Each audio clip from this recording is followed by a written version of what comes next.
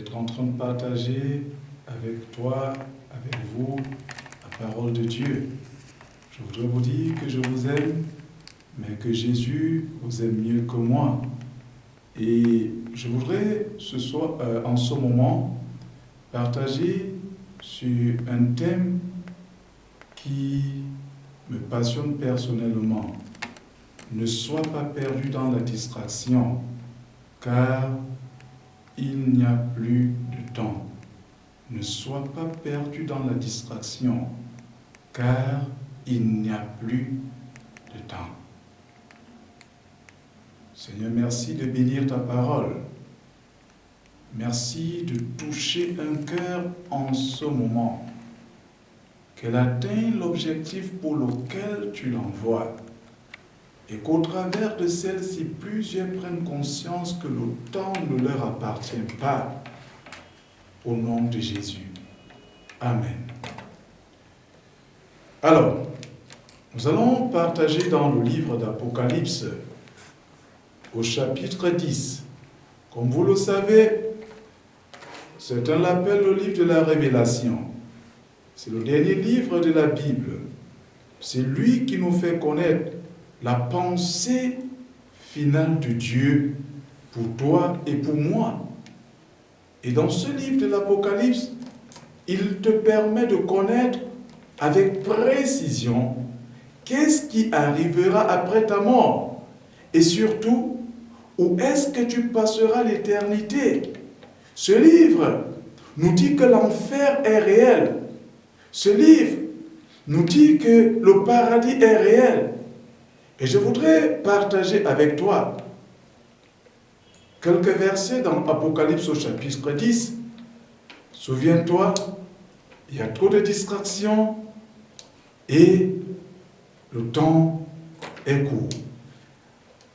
Voilà ce que la Bible nous dit, c'est Jean qui nous le raconte. Il dit au verset 1 du chapitre 10, « Je vis un autre ange puissant qui descendait du ciel, enveloppé d'une nuée. Au-dessus de sa tête était l'arc-en-ciel, et son visage était comme le soleil, et ses pieds comme des colonnes de feu. » Voilà la description. Comment est-ce que ce passage est introduit? Elle nous parle d'un ange que Dieu envoie, un ange plein de force. Et je voudrais dire, ce qui fait la particularité de cet ange, ce n'est pas la force qu'il a, la force physique. Ce n'est pas son apparence.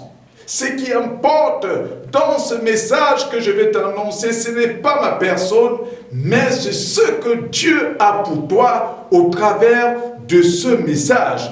Et la Bible nous décrit comment était cet ange. Il descendait du ciel. Après sa description, la Bible nous dit qu'il tenait dans sa main un petit livre ouvert. Il posa son pied droit sur la mer et son pied gauche sur la terre. Un petit livre. De quoi ne même pas attirer l'attention des hommes. Les hommes se sont focalisés sur la personne de l'ange. Mais le détail que Jean nous donne est important. Parce que de plus en plus, les hommes ont le regard fixé sur l'homme, sur son apparence extérieure. Mais ne cherchent pas à se comprendre le message que cet homme tient.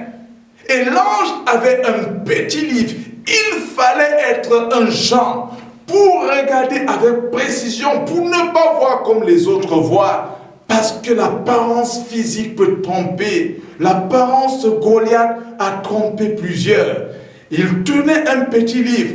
Et la Bible nous dit, quand il descend du ciel, il s'arrange à ce que son pied, nous dit la Bible, son pied droit soit sur la mer et son pied gauche sur la terre. Ceci tout simplement voudrait dire à l'Église, que ce soit la mer, que ce soit la terre, tous passeront par le jugement de Dieu. Et je vous assure, Jésus revient pour juger l'Église. Jésus revient pour juger les hommes. Et l'ange vient pour nous l'annoncer. Et il s'écria. Il cria d'une voix forte, comme rugit un lion. Quand il cria, les 7 tonnerres firent entendre leur voix.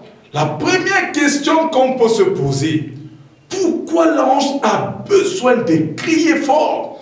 Vous savez, le diable inspire certaines personnes là dehors pour dire que les gens des églises se réveillent, ils passent le temps à crier. Ils passent le temps à crier. Non. Pourquoi est-ce que l'ange crie?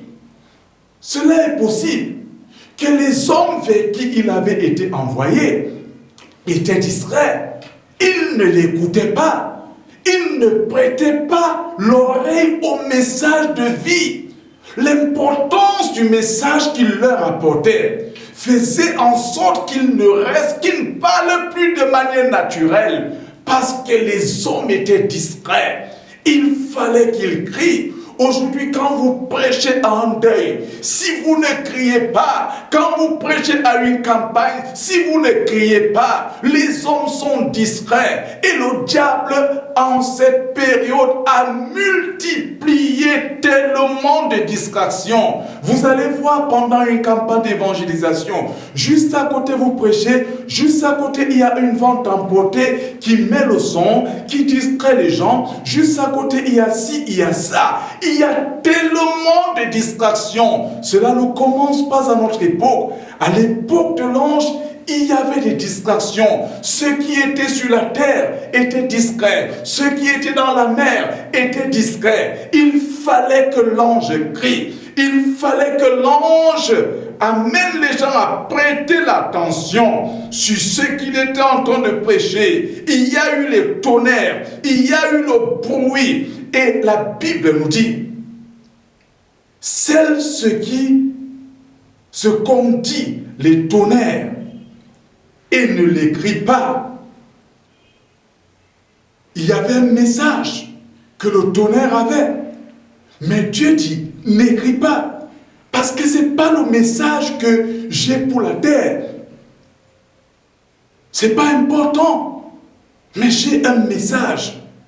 Et la question que vous allez me poser, c'est que depuis que tu parles, quel est donc le message que l'ange avait? Tu vas découvrir ce message. Et l'ange que je voyais debout sur la terre, et sur la mer et sur la terre, leva sa main droite vers le ciel et jura par celui qui vit au siècle des siècles, qui a créé le ciel et les choses qui y sont, la mer et les choses qui y sont, et la mer et les choses qui y sont. Quel était donc le message? Écoute-moi attentivement. L'ange a parlé à la terre. L'ange a parlé aux êtres dans les cieux. L'ange a parlé aux êtres sur la mer. Tout comme ce message s'adresse à toi, qui est peut-être dans un bureau, qui est peut-être dans un bar, qui est peut-être face à une distraction quelconque en ce moment. C'était un message pour ceux-là qui n'étaient pas distraits. Écoutez la teneur du message. Derrière tout ce bruit, l'ange avait un message qui était le suivant. Il n'y aurait plus de temps.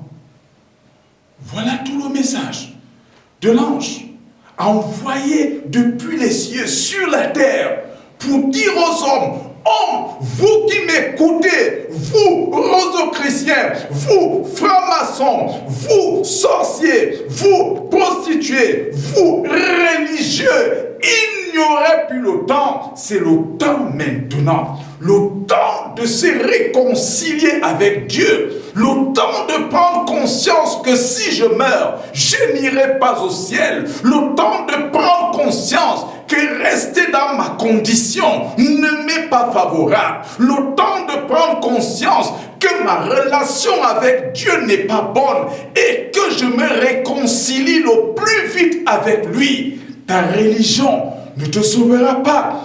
Tu es peut-être conseiller paroissial. Tu as reçu tous les titres de noblesse dans ton assemblée. Mais cela ne te sauvera pas. Ce qui compte, Apocalypse 3, à partir du verset 20, dit: si tu entends ma voix, ne te retiens pas. Donne-moi ton cœur. Abandonne ce style de vie. Abandonne la vie d'alcool. Abandonne la vie de la sorcellerie, du mensonge, de la cigarette. Toutes ces choses qui te détruiront.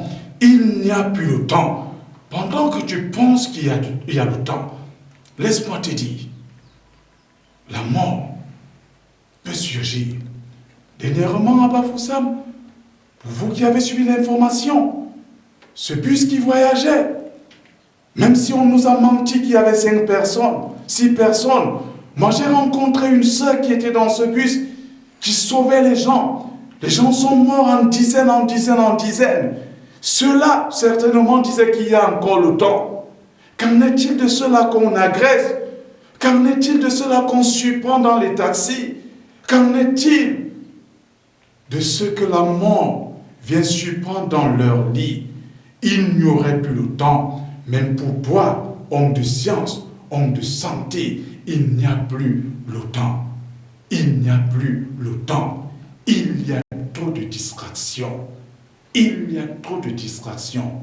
Cherche à écouter ce que l'ange de l'Éternel, le messager de l'Éternel te dit, et que ce message reste gravé dans ton cœur, que tu sois blanc, que tu sois noir, quelle que soit ta religion, tu as un adversaire. Le temps, il va si vite qu'il risque de te lâcher. Fais la paix avec Jésus maintenant. Donne-lui ta vie. Pense à ta vie et pense à l'éternité. Que Dieu te bénisse. À très bientôt. Amen.